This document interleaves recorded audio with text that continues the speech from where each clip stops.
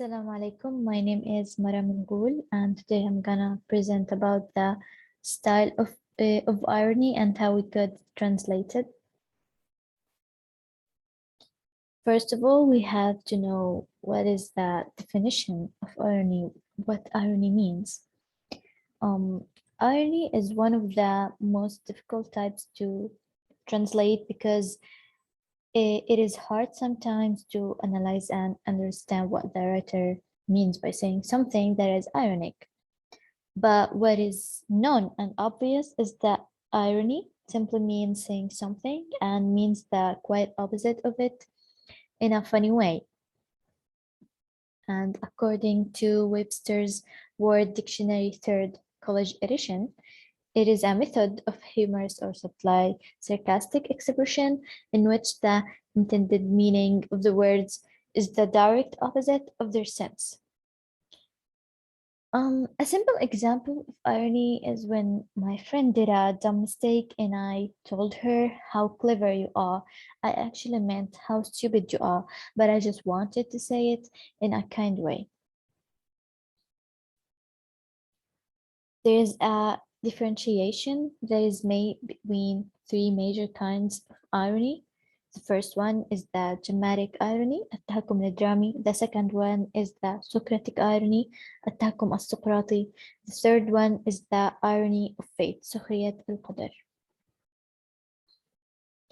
Starting with the dramatic irony, it is a situation or expression that occurs when the audience knows something that the character doesn't.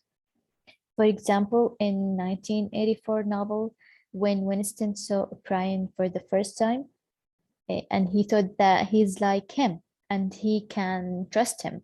But we, the audience, know well, that O'Brien is completely the opposite of what Winston thought about him.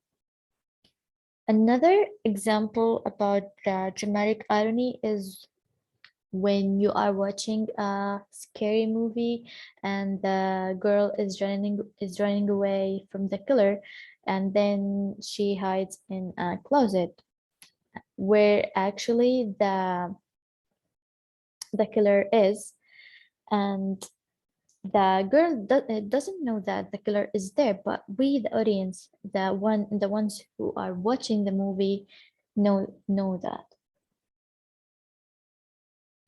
Moving to the Socratic irony, it occurs when the character acts ignorant and asks pointed questions to reach the truth, to expose the ignorance of the opponent. For example, when your parents ask you, "What are you going to do tonight when we are out?" But they know that you are going to sneak around or do something you are not allowed to do, but they are asking you to see if you are going to tell the truth or you're just gonna lie. So never ever lie to your parents because they know everything, trust me. Last but not least, the irony of fate. It occurs when a higher power like God creates an ironic situation. For example, we all know the Titanic ship. We all know that the one who created it, the one who made it, says that nothing or no one could make it drowned. Like even God cannot do that. But it ended up hitting an iceberg and it drowned, and everyone in it just died. Yeah. And now I'm gonna talk about the procedure of translating irony. And I'm gonna conclude them in three important steps. First, we have to read the text well. We have to understand all of it deeply. And we have to be attentive and cautious at handling ironic expressions and passages, which will make it much easier to spot the irony and translate it accurately.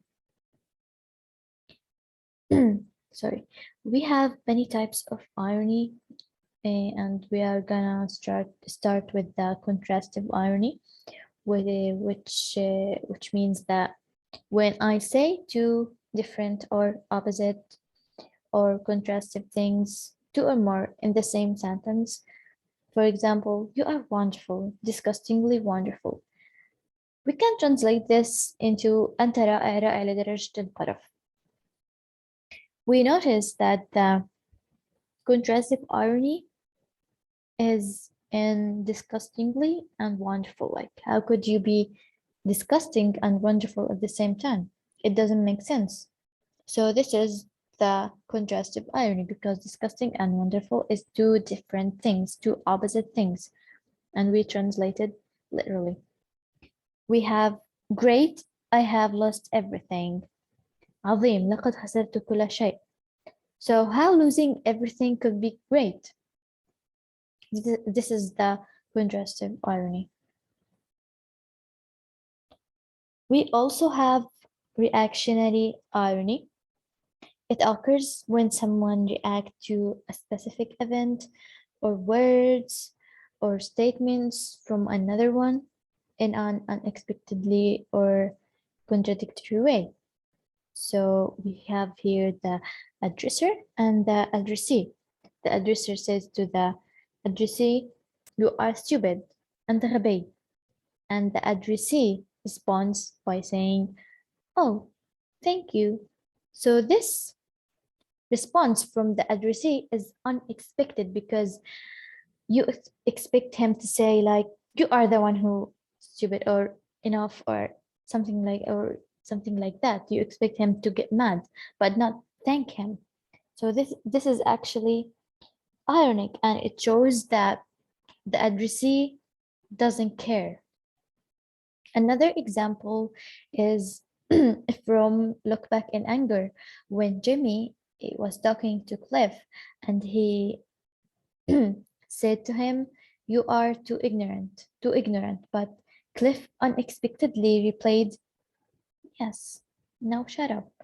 So this is actually a reactionary irony, because you don't expect from Cliff to reply by, yes, I am stupid. The third type of irony is innuendo, the strange irony. It is a veiled remark about someone or something that indirectly insinuates something bad or impolite when taken literally. It can sound innocent, it can sound normal, but it actually hides more meaning.